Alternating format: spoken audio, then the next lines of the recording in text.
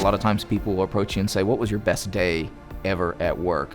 And my sort of go-to answer was Magny-Cours, France. That's the French Grand Prix in 2005. It was the one year the tire you qualified on, you had to complete the entire race on. In the pre-race briefing, it was always the discussion, which are we going to go? Almost always we went with the option. But in this case, based on all the data we had collected, I was convinced that the prime would pay out in the race, even if we had to sacrifice a little bit in qualifying. And it went back and forth, and finally Fernando, who was convinced he wanted to go on the option, he kind of said, fine, we'll go with your recommendation, but you better be right.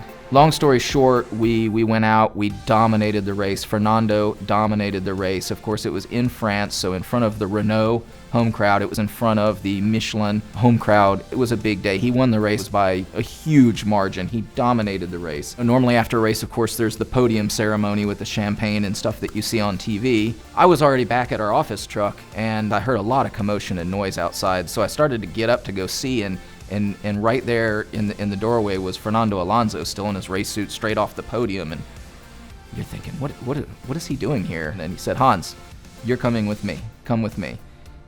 I didn't ask any questions, so we just went. Team Renault was gathered there in front of the world press.